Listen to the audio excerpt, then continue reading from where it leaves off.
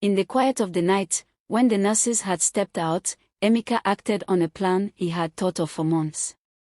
He sneaked into the room and switched the two babies, placing his own daughter, Amora, in Nkechi's arms and taking Uche and Nkechi's true daughter, Oluchi, home as his own. In the peaceful land of Obodo, life moved in harmony with the rhythm of nature.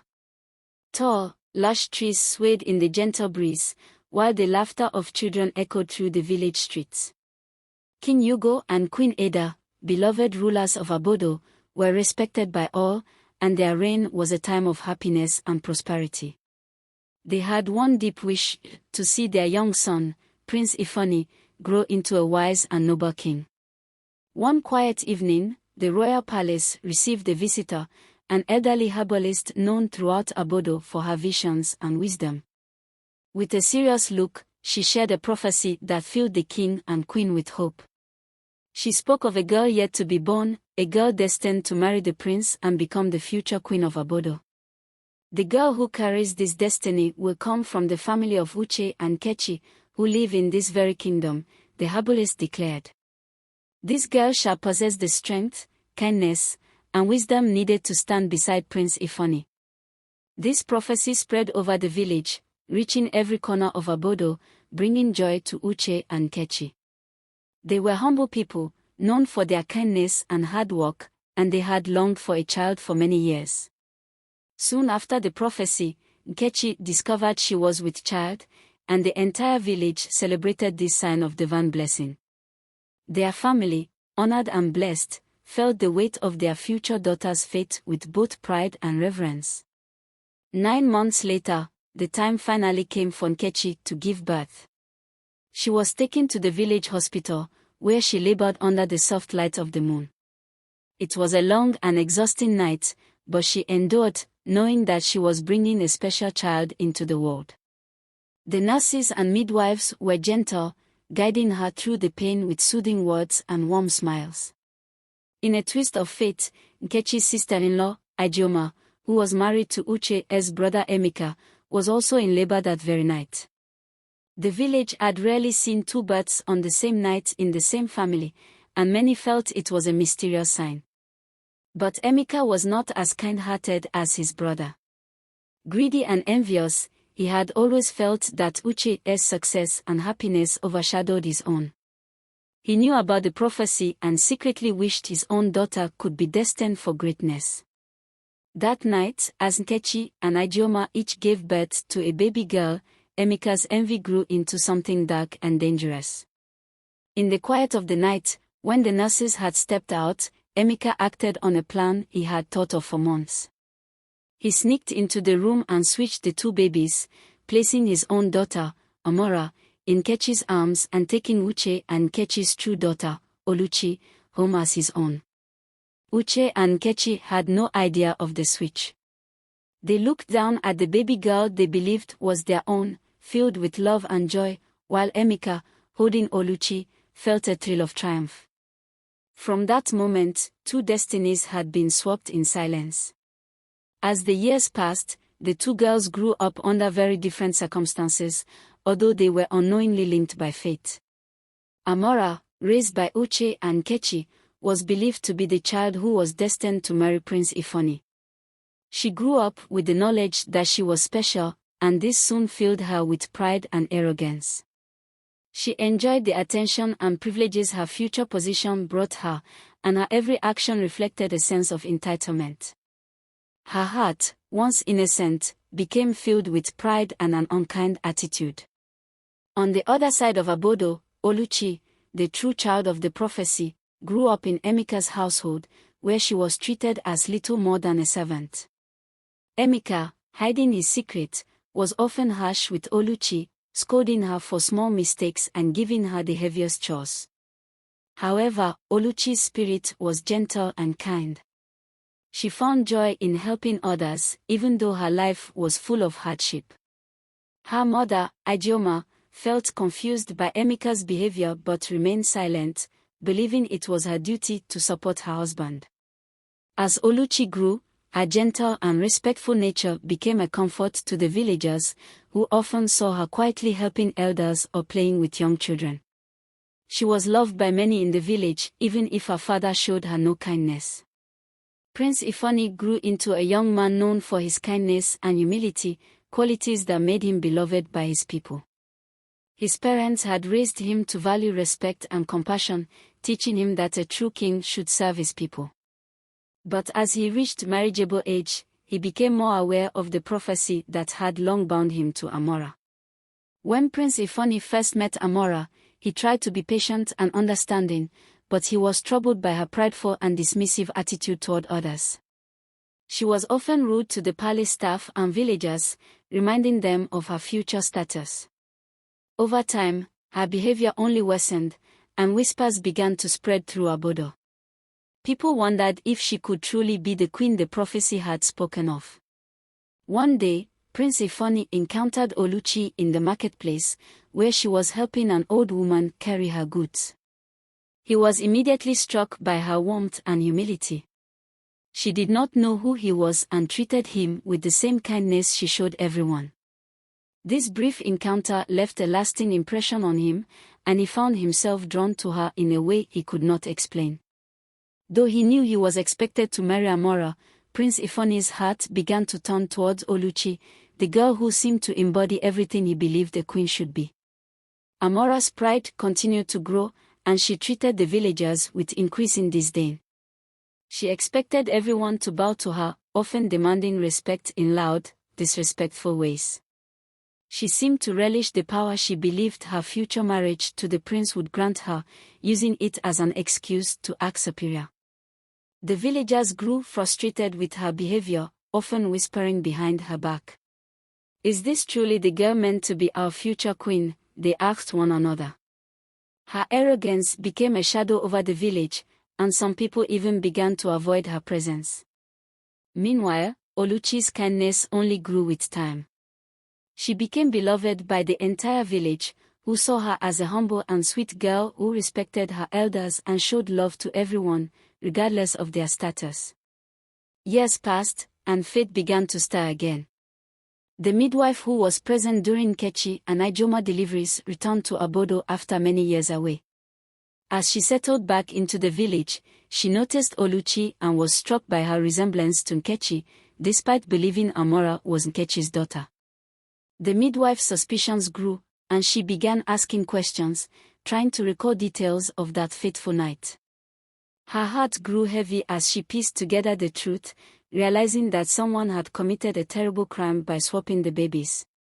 The midwife knew she had to reveal the truth, no matter the consequences, for she could not allow an innocent child's destiny to be stolen forever. The midwife, now elderly but sharp in mind, decided she could not carry the burden of the truth alone. She went to the royal palace, hoping the king and queen would listen to her story. Upon her arrival, she requested an audience with Queen, a compassionate woman known for her fairness. As they sat together, the midwife shared her suspicions, detailing her memories of the night Nkechi and Ijoma gave birth. She revealed how she remembered two baby girls born within hours of each other, and how Emeka had been patrolling the hallways of the hospital. As she described the strange behavior of Emeka and his sudden departure with a child in his arms, Queen Eda's face grew pale. "Are you saying that my son betrothed might not be the girl we believe her to be?" Queen Eda asked, her voice trembling. The midwife nodded solemnly. "Yes, Your Majesty. I fear that Amora, the girl everyone believes to be the future queen, might not be the true daughter of Uche and Nkechi. I am almost certain that Oluchi, the girl who grew up with Emeka, is the rightful bride destined for Prince Ifeanyi." With a heavy heart, Queen Eda promised to investigate the matter discreetly, not wanting to cause panic or shame upon the families involved.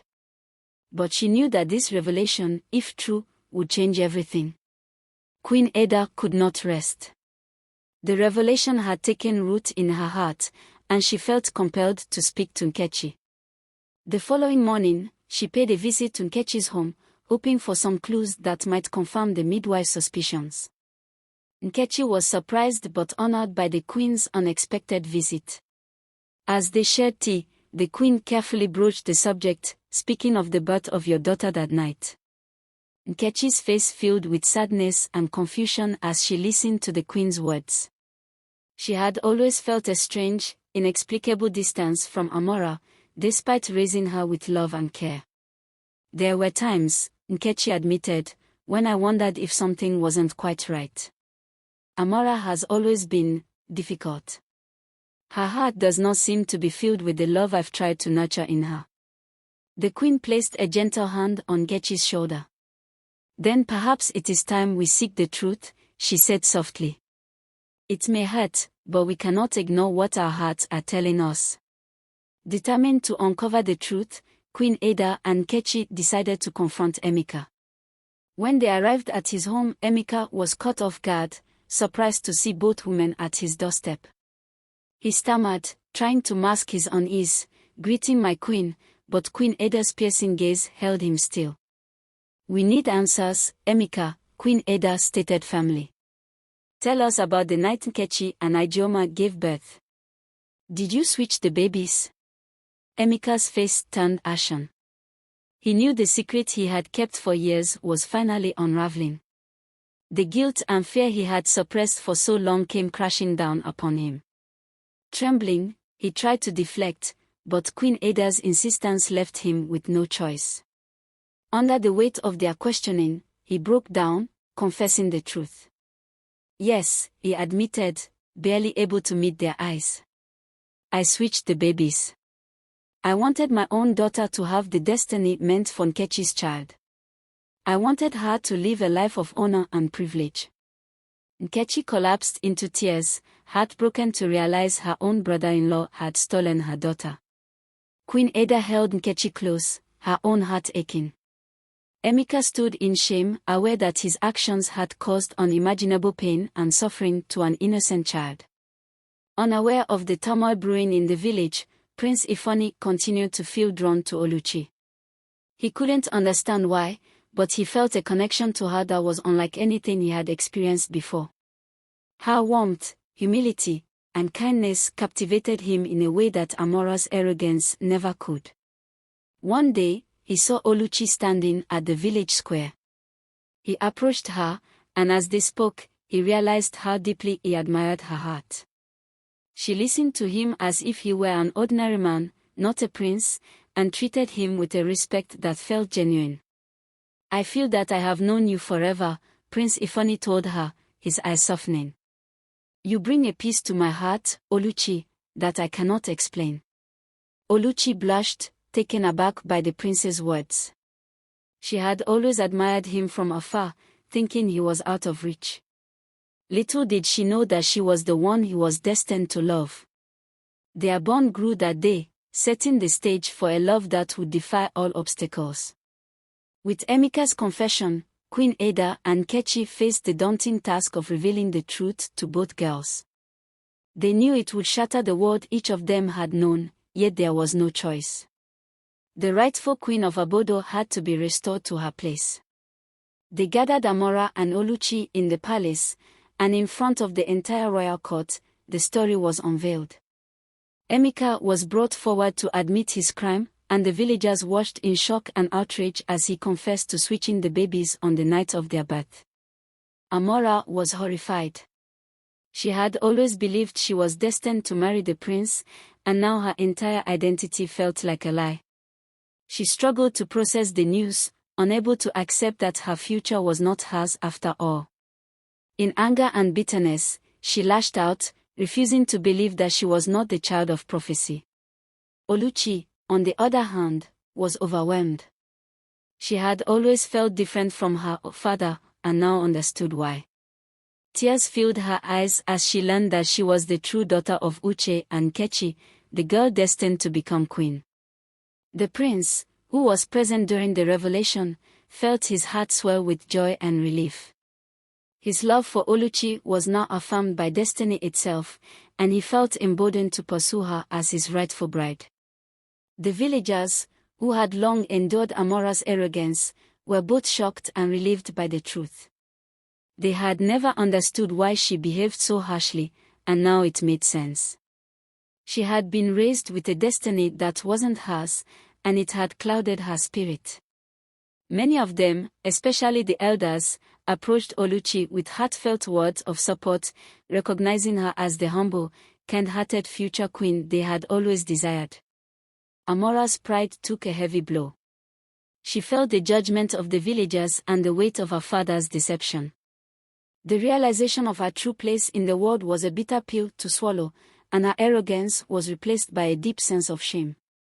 Despite the hurt and betrayal, Uche and Kechi found it in their hearts to forgive Emeka.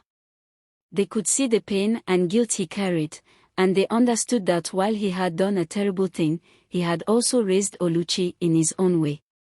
Emeka, broken by his own actions, begged for forgiveness. Although the road to healing was long, the family agreed to move forward. The unity of their family, though scarred, remained, and Emeka vowed to make amends by serving the village and supporting Oluchi in her rightful place. In a grand ceremony, Prince Ifeanyi and Oluchi were finally united. The village celebrated with dances, music, and joy that echoed through the kingdom of Obodo.